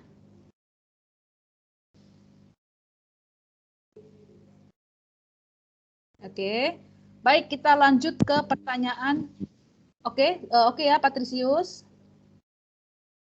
Iya, Bu. Cuman ya, kita lanjut ke pertanyaan Henny. Silakan, siapa yang mau menjawab pertanyaan Henny? Anggota kelompok, bisakah menjawab? Ada yang bisa? Anggota kelompok 1? Firmina, Reza. Ibu, saya mau coba menjawab ya, Bu. Nama? Jessica, Bu. Siapa?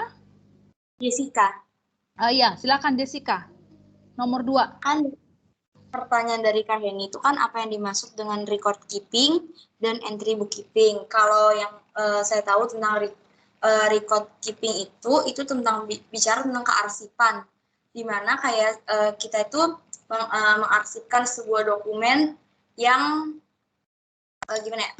Yang menurut kita tuh ya pokoknya dokumen itu penting, makanya kita arsipin. Sedangkan kalau misalnya tentang entry bookkeeping itu kan tentang kayak pembukuan gitu. Kayak untuk meliputi pencatatan transaksi-transaksi gitu kan.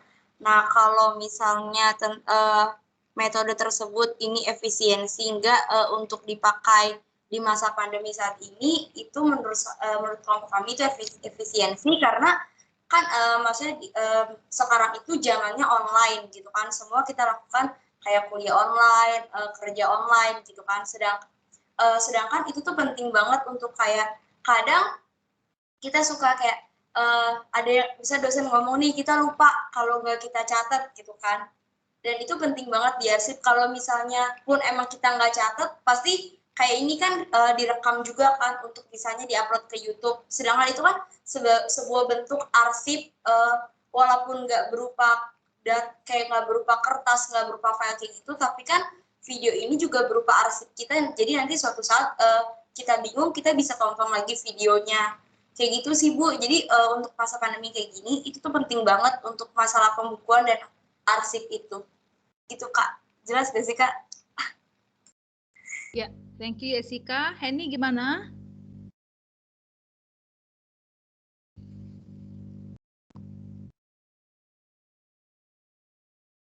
Henny Herawati, apakah mendengarkan? Mendengar Ibu. Berarti kalau kalau misalkan efisiensi di masa sekarang. Nah, yang dilihat PPT tadi kan ada periode terakhir tuh mengenai yang debit kredit. Kalau misalkan efisiensi, kenapa harus ada dikeluarkan lagi seperti yang di periode terakhir, sedangkan kan yang kamu bilang tadi bahwa yang metode pertama sampai metode kedua itu efisien. Nah, kenapa yang di metode 3 dikeluarkan? Paham nggak pertanyaannya, Yes? Iya Kak, paham Kak. Bentar ya Kak.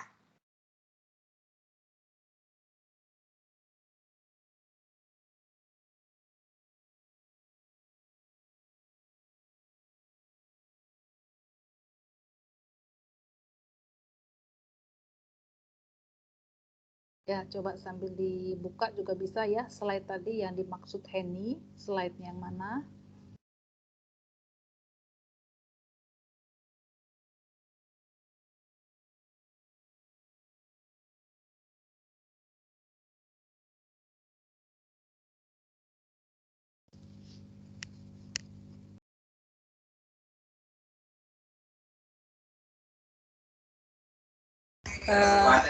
Saya mau jawab, mau bantu Jessica.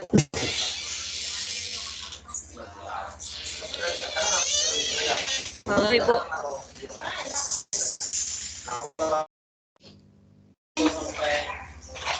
Halo Ibu. Ya, silakan. Gini nama? Kak Hen, ini kan nama? Reza. Reza, ya silakan Reza.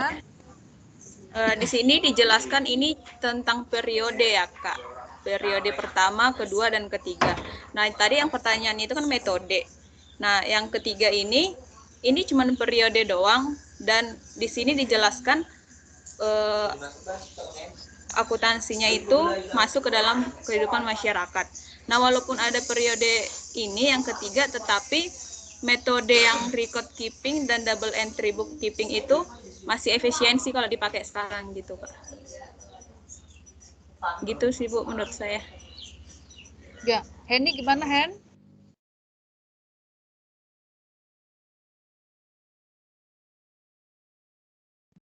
Baik Bu, terima kasih atas jawabannya Bu. Ya, jadi maksudnya Henny itu gini ya. Apa sih bedanya periode pertama dengan kedua gitu ya Hen? Iya Ibu. Ya, jadi kalau periode pertama itu untuk akuntansi, pertama itu misalnya ada transaksi nih ekonomi. Transaksi ekonomi itu apa? Transaksi ekonomi itu artinya transaksi yang akan mempengaruhi nantinya laporan keuangan ya. 5 laporan keuangan itu yang akan dipengaruhi. Transaksi ekonomi atau peristiwa ekonomi apa yang ada terjadi yang nantinya itu disebut dengan istilahnya transaksi. Nah, kemudian untuk perkembangan kedua adalah tidak hanya mencatat atau record ya, tidak hanya mencatat, tetapi memulai pencatatannya dengan istilahnya double entry. Nah, double entry artinya kita memasukkannya untuk akun debit dan kredit, sehingga istilahnya adalah double entry bookkeeping. Jadi akun yang kita masukkan ya debit dan kredit, dan keduanya ini harus seimbang. Sama dengan pelajaran kita pada saat pengantar akuntansi 1 ya. Persamaan akuntansi yaitu aset equals liabilities plus equity. Jadi sisi dari debit ya yaitu aset itu harus sama dengan sisi dari kredit yaitu liability dan equity. Jadi harus balance istilahnya. Sehingga istilah yang muncul adalah double entry. Masuk di debit, masuk juga di kredit, tetapi akunnya kita perhatikan. Contoh perusahaan A menanamkan modalnya sebesar 100 juta rupiah. Ya, ada penanaman modal investasi ke perusahaan A sebesar 100 juta rupiah. Maka ya periode perkembangannya adalah kita catatnya double entry. Berarti kas bertambah 100 juta rupiah di bagian debit dan capital bertambah ya. Capital bertambah ya untuk equity sebesar 100 juta. Sehingga double entry, balance ya. Periode berikutnya banyak perkembangan-perkembangan yang tidak memikirkan ya sesuai dengan slide, pemikiran akuntansi yang bukan lagi masalah debit, kiri, kanan, kredit ya. Nah, itu maksudnya perkembangan akuntansi berikutnya, yaitu kita sudah mengenal bagaimana nih menghitung FIFO, persediaan, bagaimana menghitung average method ya, menghitung untuk persediaan tersebut, kemudian bagaimana menghitung penyusutan ya, metodenya berkembang lagi, ada strike line, double declining balance, kemudian unit of activity method. Nah, itu maksudnya. Jadi ada perkembangan-perkembangan seterusnya sampai dengan adopsi IFRS ya di Indonesia. Oke, bagus ya, pertanyaannya sudah terjawab ya untuk Henny. Sudah terjawab ya. Jadi tadi yang menjawab yang Henny, Jessica, dan Reza, Bu. Iya, ditulis ya.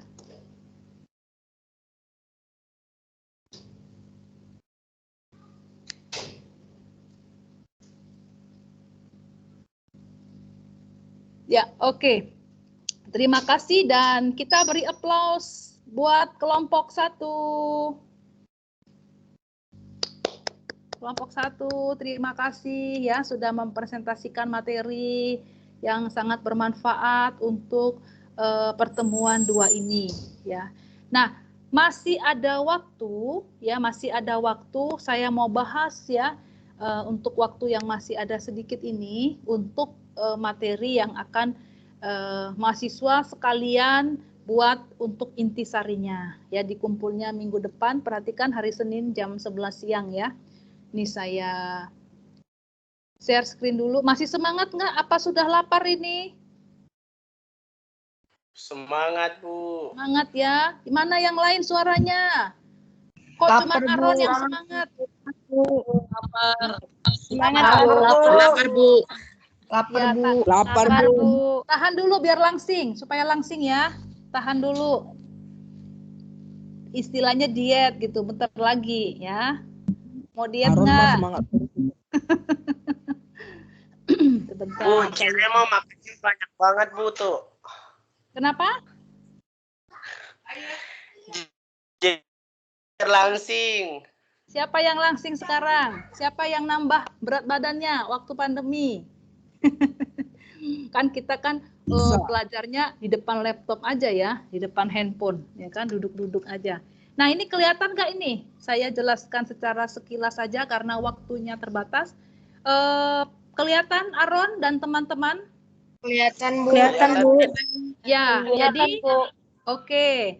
Ya, jadi materi ini ya nanti mahasiswa sekalian coba buat ringkasannya atau intisarinya. Nah, ini mengenai penalaran atau reasoning. Nanti pakai tulisan tangan, nggak boleh ketik ya untuk PR-nya. Jadi untuk penalaran reasoning ini merupakan pengembangan ya dari materi yang ada di RPS khususnya pertemuan kedua. Jadi ini mengenai suatu penalaran. Apa itu penalaran?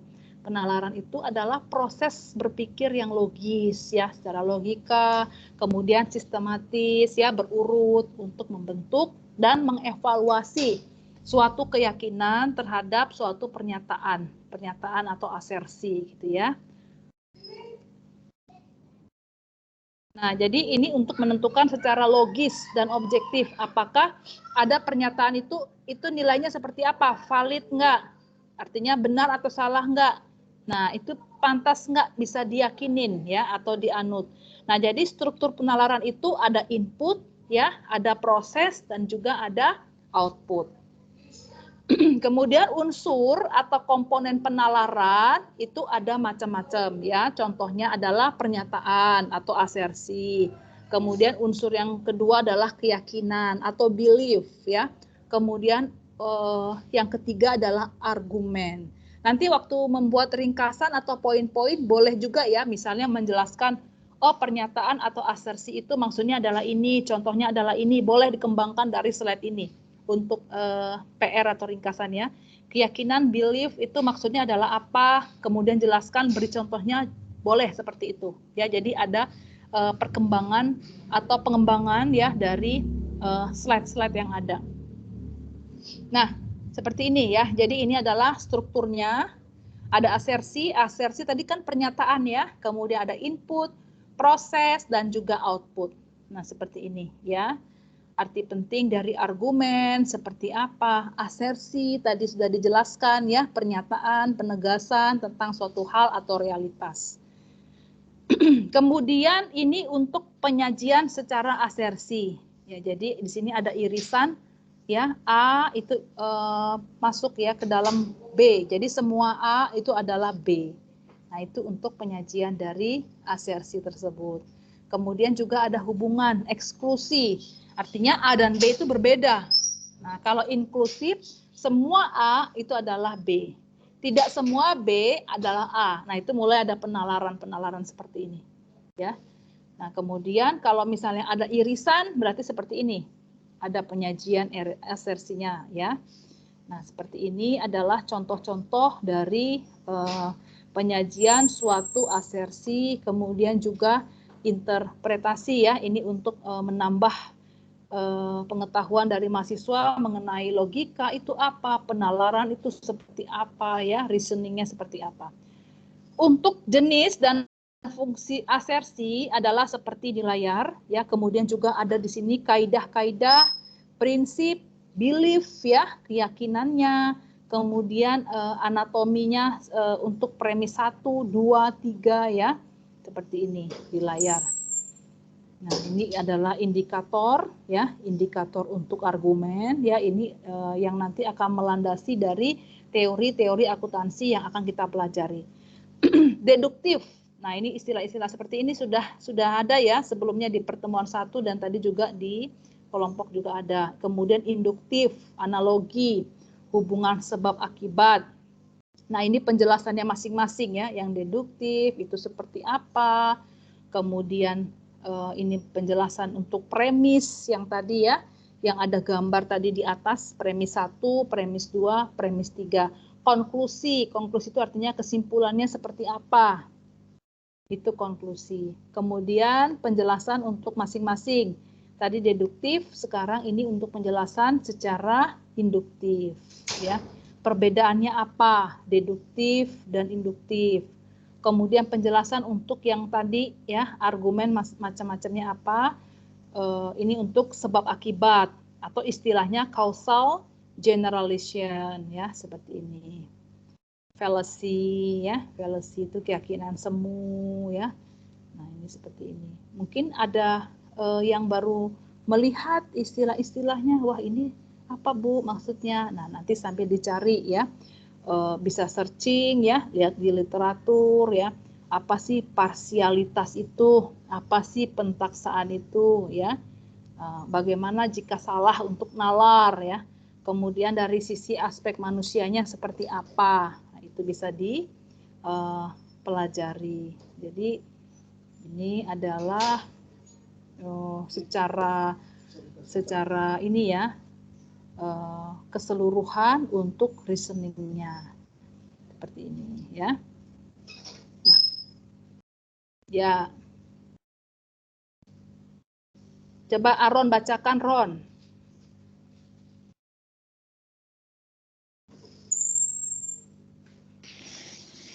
Bila orang merasakan belajar sebagai kenikmatan, maka dia akhirnya akan mengenyam kenikmatan ganda. Ya, yang ganda itu apa aja, Ron?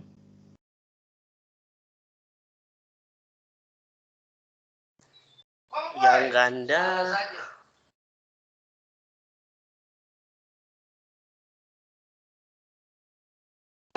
ibunya keluar ya? Reza, ibunya keluar ya? Sepertinya iya, Ron. Jer, yang ganda apaan sih?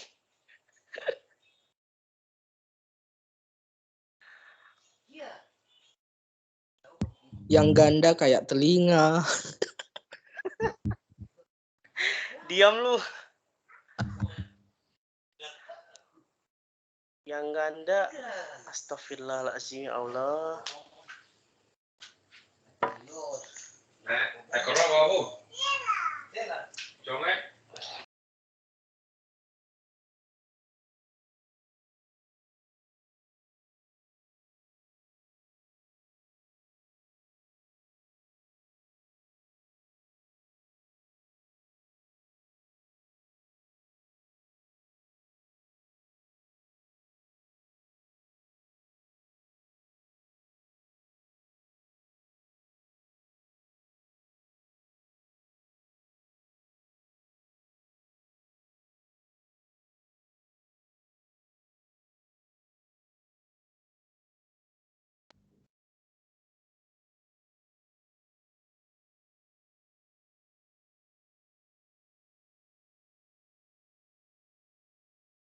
Ya, tadi saya terkeluar ya?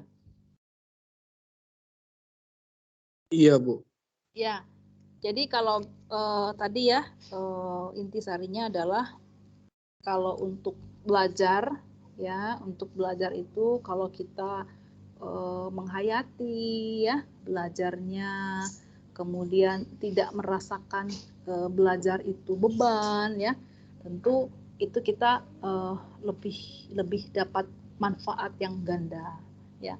Selain kita tidak merasa tertekan, kita menikmati, kita belajar dengan hati yang penuh sukacita, kemudian kita mendapatkan nilai yang bagus, pengetahuan kita bertambah ya, ilmu yang kita peroleh bisa bermanfaat untuk masyarakat, ilmu yang kita peroleh bisa nantinya digunakan untuk bekerja.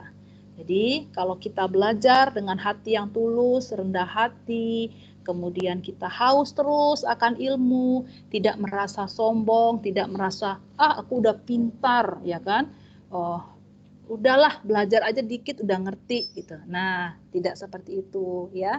Jadi itu maksudnya dari intisari pembelajaran di slide terakhir. Oke, nah nanti mahasiswa semua ya coba dibuat intisarinya ringkasan sambil dibaca lagi ya, sambil dibuat ringkasannya. Jangan nanti minjem punya teman sama persis ya. Ringkasan teman itu yang disalin, enggak. Tapi kalian sambil baca PPT-nya, apa artinya enggak ngerti, coba searching ya, coba dicari. Oh, artinya adalah ini. Parsialitas adalah ini.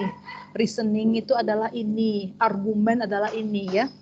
Sambil kalian buat ringkasannya. Nanti kalau sudah mempelajari langsung dari PPT, bukan ngintip dari ringkasan teman, tentu kalian sudah mulai mencicil belajar untuk UTS ya. Jadi nanti waktu UTS lebih gampang, tinggal ngulang-ngulang ya. Oh, ini aku udah buat, aku udah ngerti nih begini-begini yang dikirim Bu Melinda, aku udah ngerti nih gitu ya. Jadi sambil mencicil UTS paling lambat minggu depan. Oke. Ya, kita akhiri dulu ya. Nanti masih ada waktu sedikit lagi, boleh sudah mulai mengerjakan tugas. Ya, kalau bisa dikerjakan hari ini 1 halaman, kalau sempat besok lagi nyicil boleh ya. Ya, untuk doa akhir, siapa yang mau pimpin? Doa penutup silakan. Saya nggak milih, ayo. Silakan yang mau pimpin doa penutup.